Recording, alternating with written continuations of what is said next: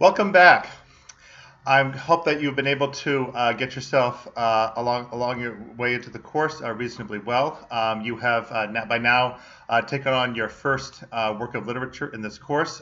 This is the work of Catullus, his Carmen number 64, which is in the Penguin translation that hopefully you have by Wigham, is about 20 pages long. And as you can see in the Wigham translation, that is by far and away the longest of all the poems of Catullus, as we alluded to back in the video on Catullus.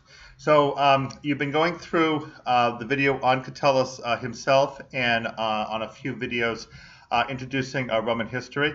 At this point, we are now going to do our first literature video for all the works of literature that we're reading in the course.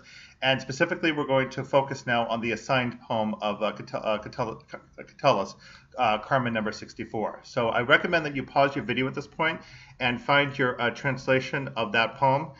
If you have the Wigham Penguin translation, obviously you're using that one, but you can also use the one on the Perseus database or any other printed translation that you could find. So please pause your video and find your translation of this poem, Carmen number 64, and have it in front of you. Okay, are you all set? Another thing you may also want to pull out from Sakai is the document called Ring Composition.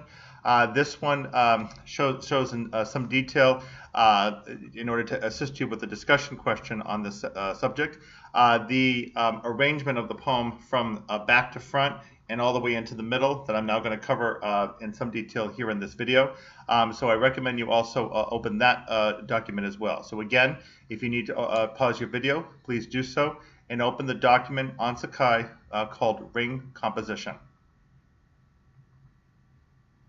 Okay, do you have that? That is from resources. Okay, in that case, we are ready to proceed. So, Carmen number 64 is not only an entirely unique poem for Catullus, but it's also really a completely unique poem in either Greek or Roman literature. I hope that you were able to appreciate it, even though I do understand that with this being the first piece of Roman literature you were reading, it may have been somewhat hard to follow. So I will sketch it out for you here so that you can understand it and also hopefully appreciate the ring composition so that you'll be able to answer that discussion question if you choose to answer that specific one. And also to help interpret to you what was going on, since that too might have been a somewhat a difficult thing to do. So let's get started.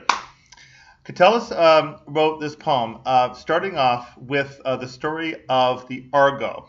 And hopefully you're familiar enough with the story of Jason and the Argonauts to know that the Argo was the large and relatively fast wooden ship that Jason built in order to travel from Greece all the way across the Black Sea, in your case, this direction, over to Colchis, which is way, way over on the east side of the Black Sea. So a really long journey for any Greek sailor to have to make. He went there in order to fetch the Golden Fleece, and it was when he arrived there that he encountered Medea, as is described to us in a later piece of literature, the Heroides letter by Ovid, Medea writing to Jason. For right now, though, we're going to focus on the content of this poem. And we simply are given reference to the wooden boat sailing, enough to understand that we are, in fact, describing the Argo. The reason for that is that one of the heroes on board the Argo, accompanying Jason on his quest to obtain the Golden Fleece, is the father of Achilles, whose name is Peleus, P-E-L-E-U-S. Peleus was a mortal man who was, in Greek mythology, the only man to actually get married to an immortal woman, in this case, the sea nymph Thetis. Catullus has Peleus look overboard the ship and see Thetis' form in the water and immediately be love-struck with her. This is not the way the original myth tells the story, because in the original myth, Thetis is the one sought after by Zeus in Greek mythology, the king of the gods. But Zeus is informed by one of his uncles, the Titan god Prometheus, who is able to foresee the future, that if he marries Thetis, he's going to end up giving birth to a son who will overthrow him. Not good. So Zeus pawns off Thetis to this mortal man Peleus.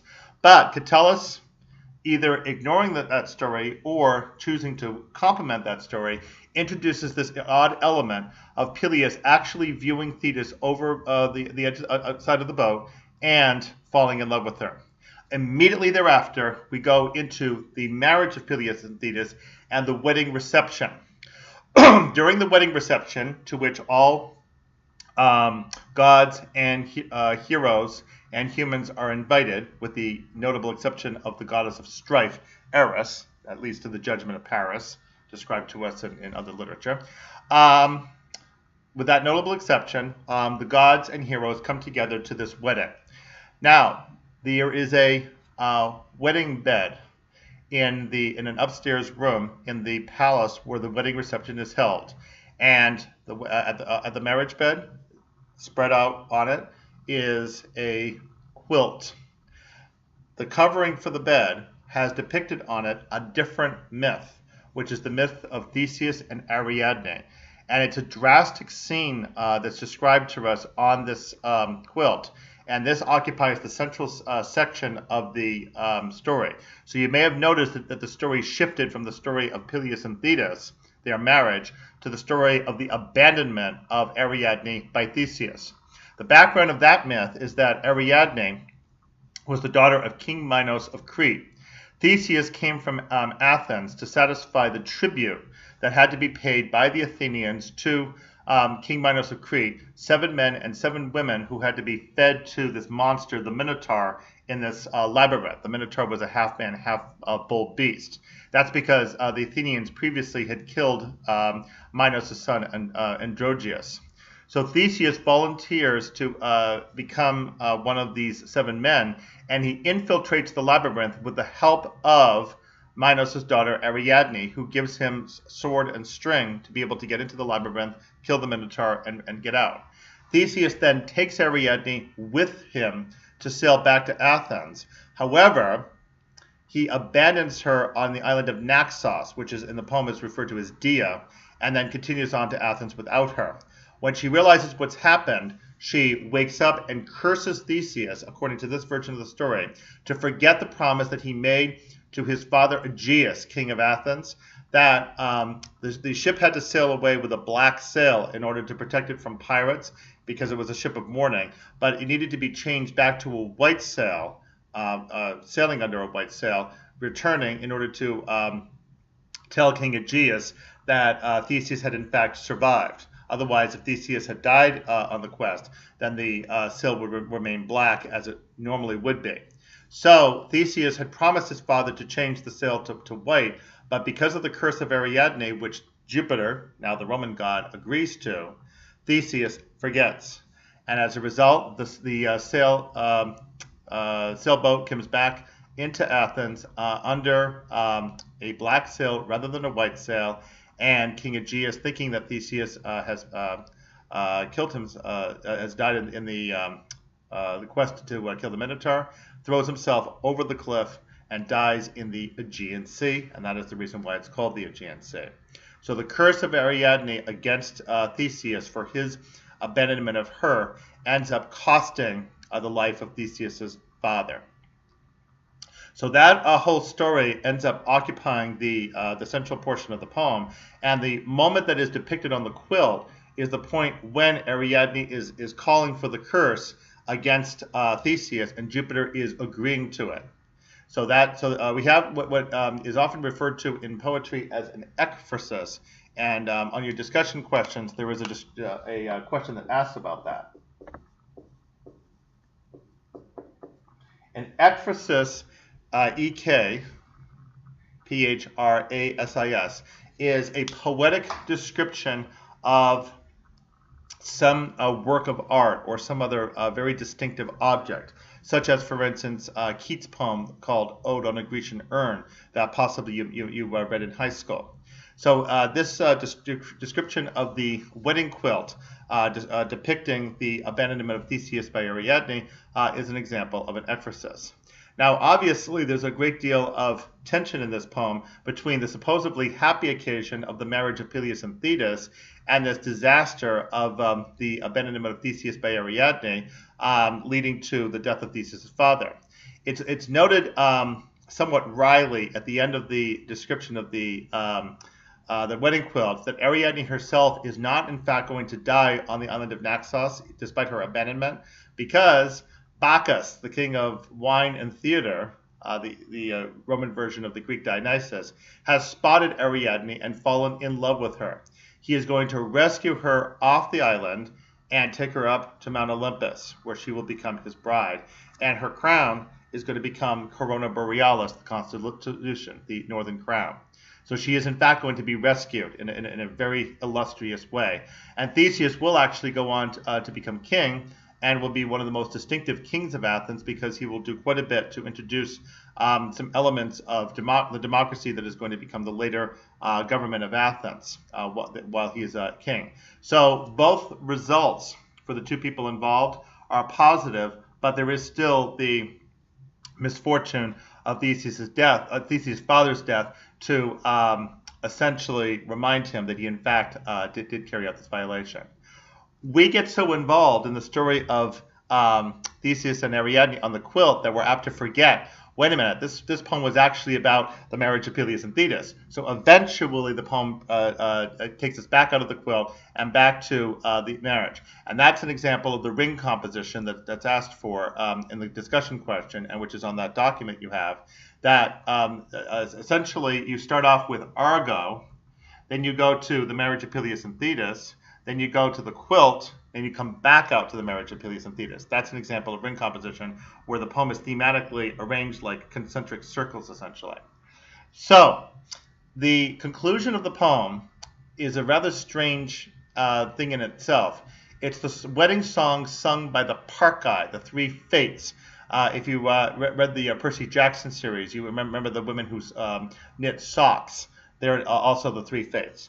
The Parcae sing what's supposed to be a blessing of the fate upcoming for the marriage of Peleus and Thetis, but they make it surprisingly negative. Obviously, the most illustrious descendant of Peleus and Thetis is the Greek hero Achilles. The fates mince no words in describing the awful things that will happen once Achilles is born. The fact that he will go off to Troy, he will be one of the chief warriors among the Greek army, taking down Troy. The fact that he will fall in love with one of the daughters of Priam, Polyxena, and have her sacrificed at his tomb in the event that he should die before Troy is actually sacked. All of that is in fact what really happens, and that is foretold in the Fate song. And also, of course, the fact that so many relatively innocent men, women, and children in Troy lose their lives in the onslaught against the city, which itself, of course, eventually is taken down and burned.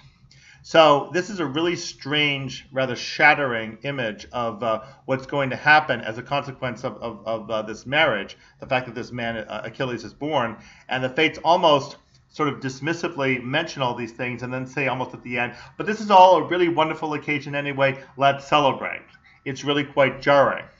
Even more jarring, however, is the very end of the poem, in which Catullus turns to his fellow Romans and says, because of all of the misdeeds of Romans, especially Romans in the near past, and by that he's referring to the 1st century BC that we're going to cover in later videos, a very violent time in the Roman Republic that resulted eventually in the loss of the Republic.